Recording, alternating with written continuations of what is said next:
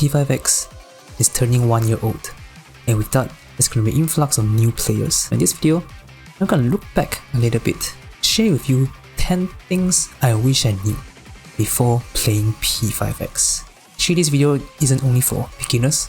Veteran players might find this useful also, because some of these tips I'm going to give you, you probably never thought about, or you probably forgot about it, which is completely fair, because some of these I actually didn't even really thought about it until rather recently. Anyways, let's start with the first tip, and that is to decide your playstyle. What type of player do you want to be in P5X? There's a bunch of different types. First one, you can be a casual. You don't care about scores, you don't care about collecting every unit, you're just there to collect your favorites. This is the most chill playstyle ever, because you just pull what you want, enjoy the game, that's all. Another playstyle would be semi-competitive. You are someone who wants to pull your favorite, but you also want to pull for some of the meta. I think this is the most healthy spot to be in, because you're not super stressed out of pulling every single meta character, but rather you focus more on your own enjoyment. And another playstyle, this one is more extreme and it's also my playstyle for this game, competitive. Competitive means that you optimize your score, optimize your rotations, optimize your characters. And the truth about competitive play is that in order to be competitive, you need to own every single DPS. You need every single DPS, mainly for SOS, because of the 3x score multiplier.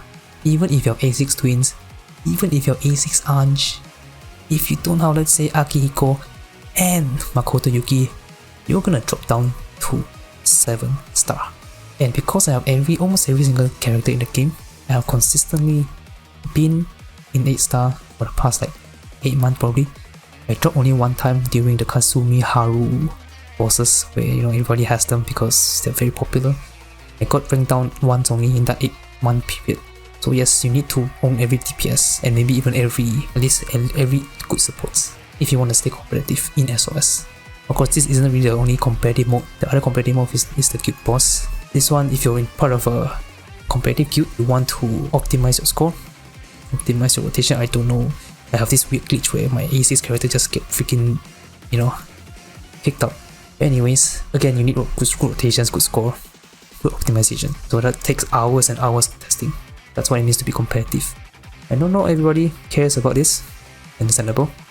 And like I said, the most healthy is the semi-casual, semi-competitive, where you mix both, chasing a bit of meta as well as pulling your favorites. That's the most healthy. So next up, let us talk about Mindscape. They buff, your skills and stuff.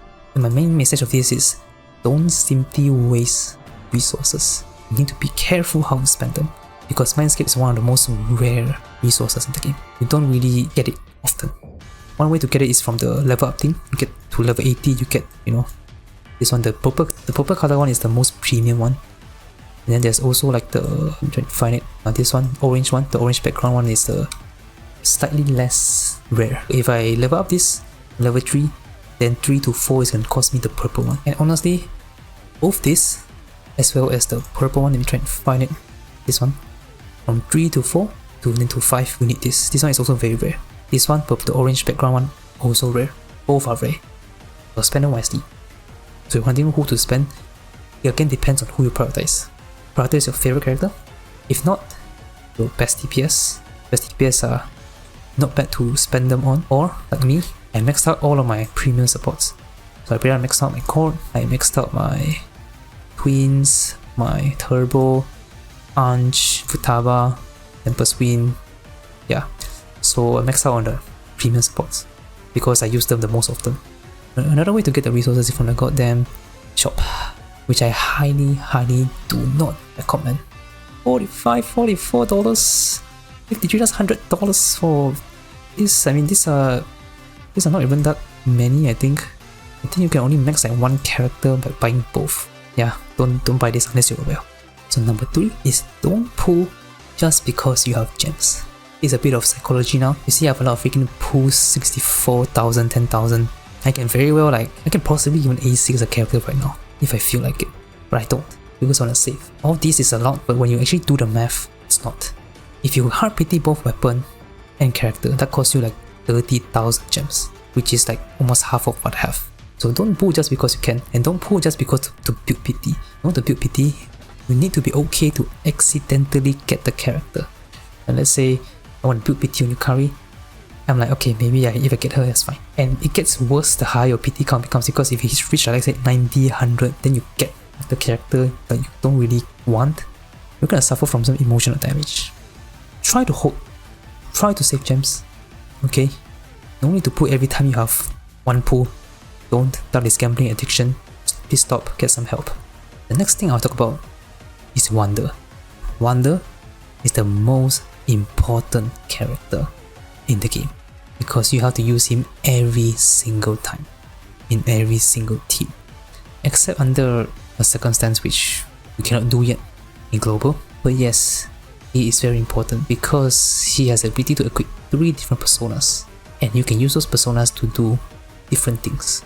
So the main thing I want to emphasize here is to build your personas.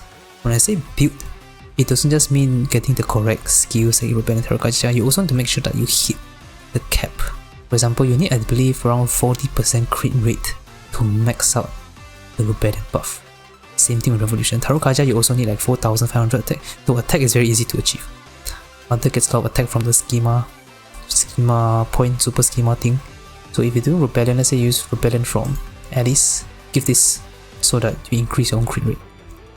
And if you're using like, let's say a DPS persona, let's say maybe a Thor, try to give some crit rate, crit damage, some damage buff or attack buff. And if you want to shock, give it shock boost, ambient aid, make sure you're in rain, aggressive boost. So those are important. And another thing, very important, it is to max overclock your persona, especially the free one, like Dionysus for example. Dionysus should be your top priority to max overclock, because he is free, you just need stamina to farm and get the max overclock. And he's the best persona in the game. You literally use him every single time.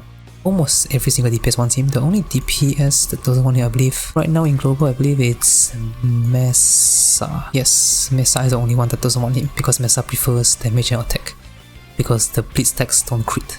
So crit rate, crit damage is useless for Mesa. So you prefer running a Dominion or Jigokuten for attack or damage buff. And other than that, your dagger also. You don't have to max like everything.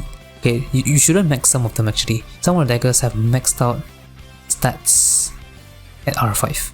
So make sure you check.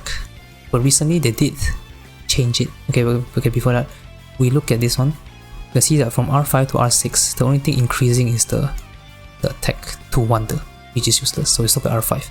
But starting Unjust update, every single dagger moving forward, including the new one, Cyclotron, the one for Akihiko, those get buffed at R6.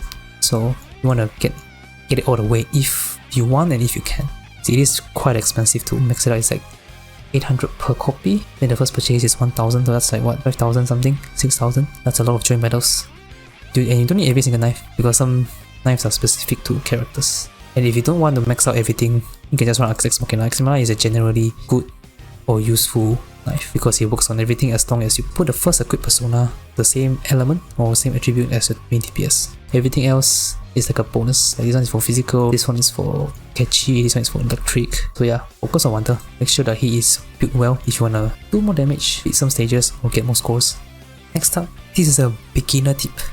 And this is a tip for pretty much every single gacha out there. If you're new to the game, maybe you played for 1 to 2 weeks, don't try too hard. Don't farm too hard on the Revelation card. This is endgame stuff, okay? You don't need to care too much about the cards unless you have leveled up your characters. The only thing you need to achieve when you're beginner is the main stat. Just take a twins for example. While I click Mindscape twins, you have like a attack crit multiplier and damage multiplier cap. So make sure you give like crit multiplier stuff, damage multiplier, attack. You just need to try and get to the cap. Don't need to optimize it so hard. Like for example, I have crit rate here. I know crit multiplier might be better, but I don't need crit multiplier because I can hit the crit multiplier without the crit multiplier main stat. And speaking of main stat, substat, if you're focusing on other characters, maybe your DPS, all you need to do in early game is focus on the main stat. Get the attack, crit rate, damage multiplier. Just get the main stat right first. The substat is okay if it's a mess. And yeah, this is then just I want to flex this. Okay, this is a really good card. Next up, we talk about weapons. The weapon is not a must-have. In fact, 90% of characters don't need their weapon.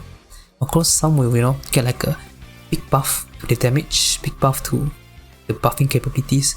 Most of them don't need the weapon. There's only really few characters that want the weapon. And those characters usually need the weapon because, number one, they change how they play. Or number two, they need it to reach a specific stat requirement. So I'm just going to list out some very important and good 5-star weapon. First up is Cord. Cord changes how you play. No, not just her, the entire team changes your highlight rotation because the 5-star weapon at R0 gives you a highlight gauge. So you can use the highlight for the first turn. First turn 4th action to be exact. Turbo is another one because of the speed requirement. She has like, if I'm max man scared, she needs like 194 speed requirement or something, which is very very high. And I know it's 193, but these then give like 2 speed I think. So it's actually 194 in battle. So yeah, you also need to check your stats in battle, not just on the stat screen, because there are external stats from the Thief 10. We have Anj, Futaba. These weapons are just good bonuses of your team. If you are chasing scores, competitive, support 5-star weapons are usually worth it because you use them every time. But you don't need them because they don't actually change how they play or hit your requirements or something. Another one, and this one is DPS, is Haru. For Haru has a normal accuracy requirement of 150% to get up to 60% crit damage. So it's 20 crit damage per 50% accuracy. So if you only reach 100 accuracy, that's only 40% crit damage. So you want to hit 150 to get the crit damage. But you can also argue that this is, like buff. Like buff. It's not like Turbo. Turbo actually changes how you play her because the speed stat is tied to like the extra action, when you can use extra action, which is important. Haru is just damage. Another one is Wind. This one is 4-star weapon. This one is a 4-star character. You can get it from 50-50. This one also gives you speed. Or A0 is give like you can get like 15. Toy is another one, but this one is also more like stat buff. Doesn't change how you play. Yeah, it's like how many? 180 or something. I know it's low, but you need to take into account like the passive and stuff. And offensive. The card set gives you element accuracy. Like this 30%. You only get this in battle after you attack and you activate technical. So again, check the stats in the battle, or you use like a calculator or something. Link to Factor enhance them. Pino is another one with accuracy. Same thing, helps you debuff more. Ola is also one of them. Accuracy, but she's a standard. She's coming to standard. I don't recommend pulling 5-star standard weapon from limited banners. Or I mean, like when she reruns. Don't pull. Then Rin also, though not a very cool character these days. I don't have the weapon because I don't really use her at all. And that's about, I guess Phoebe is another good mention, which I don't have her. Her 5-star weapon allows her to activate cooldown faster, which changes how you play her. And that's about it. And speaking of weapon, another one, this is something that probably many people forgot, is to exchange for 4-star weapon to buff them, to enhance them. So for example, let's see, just now Wind has 4-star weapon, right? So you can buff the 4-star weapon, similar to how you can buff a 5-star weapon. 4-star weapon is easier because you can get them from the pools, and to actually exchange for them, especially for limited ones actually. Maybe let's say Cherish, though Cherish is going to become standard soon. You get 4-star, you can exchange the weapon in AY shop. So just press the menu thing. On PC is Q. Player, as of shop, you just teleport there. Then in the shop, you can go talk to him. Then you can exchange for the 4-star weapon. So the weapon, all the limited weapons, every single weapon is in the game. Is not in the game, in the shop. So this is, I thought this was Makoto's weapon, this is Sakihiko's weapon. So just exchange. But it might come into a problem after a while. It's like you don't have enough Gecko coins. So Gecko coins you can get in multiple ways, quite a few ways actually. The first one is actually you can exchange from the shop. I think some of them has like monthly resets or something where you can exchange Gecko coins. Just make sure you check them. Another one is assist rewards. Sadly, this one doesn't refresh. I wish it does though, because you can see that I have a lot of assist rewards and these rewards suck, man. What the heck? But yeah, you get assist rewards. So you get assist this thing by borrowing your guild mates or your friends' characters. You can claim them by going to your profile. Just click this button, then you can get the reward. Then you can exchange your Gecko coins if you still have them to exchange. Then you can also get them from like guild boss as well as other stuff, some events. But the best way to get the Gecko coins, which is what I do now, is I just go to this random character. For some reason, you can scrap the weapon. There you go. Or you can go to your bag, then you can start scrapping. Then you can click the scrap button. You can start scrapping. You only get Gecko coins from 4-star weapon. You get 2 each. So you can start, you can start getting a lot of this here. Scrap done, you get the Kailux coin, and you can exchange in EY shop. And which weapon to exchange on? Typically, I would advise exchange for DPS. The reason is because support 4-star weapons are usually pretty bad. And if you look at turbos, for example, this one just buffs the damage, not useful at all. Look at Anja's weapon, also buffs another attack, not useful at all. Then you look at, let's say, Makoto Yuki's weapon, it buffs his own attack and damage. This is good. So I recommend putting your Gecko coins into DPS 4-star weapon because they actually buff their own damage. Like they also buff your support's damage, but who cares? No one cares about support's damage unless maybe you're the twins or something. But yeah, don't recommend support for 4-star weapon, mostly DPS. Unless the support 4-star weapon buffs the entire team, which I cannot think of any right now. I think there might be one actually, I don't remember. So this next tip is for beginners. Buy books. Make sure you buy books. This is very important. Buy the books so you can read them on a train. Sometimes you have like train sessions, right? You can read them. They give you stats. Some of them give you more money in part-time job. Sometimes they also unlock more locations. Books are very important early game. Get them now. I don't remember which place has them. You just check the map, I guess. Check the map. Find this book icon. I think there's like 3 or 4 bookshops around the game, around Tokyo. So we are now in the final 2. And these 2 might be the most important one in the video actually. And these 2 involves on also 2 limited resources. 2 things that money can buy in the game. The first one, Everlasting Incense. If you don't know what that is the golden flower thing to upgrade your skills. So let's see Lucari for example. You want to get skill 3? I need this. And you need this when you go to level 9, level 10. So each skill, if you go to max, you need 2 Everlasting Incense, 2 golden roasting. So for a typical normal character, there's 4 skills, which means 8 Everlasting Incense. And as you can see here, I only have 6. Only 6. And thankfully that is just enough for the anniversary character, Asune Miku. Because Navigator thankfully only has 3 skills, it's no highlight. So only 6 roses. So yes, this thing is very, very rare. So before you spend them, make sure to review the skill. Make sure that the skill you're gonna spend on is a good skill. And how to know if it's a good skill, I guess you kinda need to know how to play the character. For example, Joker I didn't max out skill 2 because you're not gonna use skill 2 only on a single target enemy. Then there's some that I just don't wanna invest in, I guess. For example, Akechi, I can max them out, but I don't want to. I prioritize skill 3 the most, because skill 3 is the big damage skill. And then I exclude the highlight, because the highlight actually doesn't really buff much. I guess it just buffs the highlight damage itself, which isn't a lot. The main thing for the highlight is the extra 2 hits given to skill 3, which this number doesn't get buffed from the level up. So just know how to play the character and choose right. And honestly, I only realized the importance of this, I think like maybe 3-4 months ago, when I freaking invested every rose into the dog. Okay, almost everything except for skill 1 because I didn't have enough. This is one of my biggest regrets in P5X actually. And the reason is simple.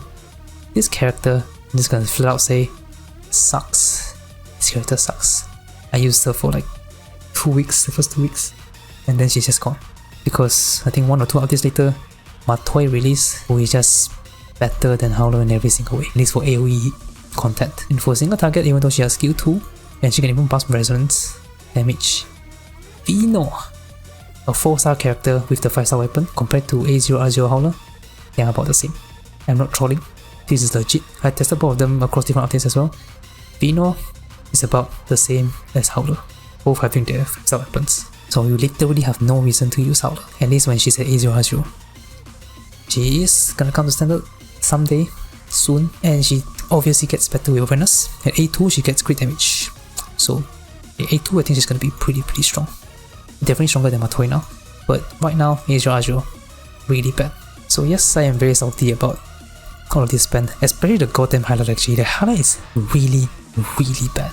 Like, you know, like everything else is like serviceable. The debuff defense, buff damage, all that stuff, serviceable. The highlight sucks because it only works 2 times, 2 attacks. So if you use the twins, for example, the twins attack, they eat up the goddamn stack, which makes the highlight useless for your DPS. But anyways, this suddenly become Howler ranting video. Hopefully I get some awareness on her, please. So this, you know, these upgrades are actually worth it, please. The final tip in the video, also a pretty important one and a good reminder for veteran players as well. Do not use all your space cards. What are space cards? So these cards, basically, the main big one. The selector, don't use them. And actually I only have one, which is pretty bad. You always want to have a few of these over, so that when new characters release, because they do get added here. And Hatsune Miku, I think, is probably gonna have a new set. So if it's a new set, I mean, I can guarantee the space card from Miku, but the real question is whether or not the card is actually good. And the chances are the card will be bad, because it's difficult to get the subsets you want. So yes, don't simply spend them if you're a new player, especially this is very rare. Similar to the Everlasting Incense, you cannot buy it in the game. They are very rare. So before you pick them, make sure you know what card you actually want and what character you actually want to build. So that's all for the video. I think this video ended up being longer than I expected. I think I ranted a bit too much. Hopefully you guys enjoyed and learned something new. If you think I missed something, feel free to let me know in the comments. Maybe you can also help out more players as well.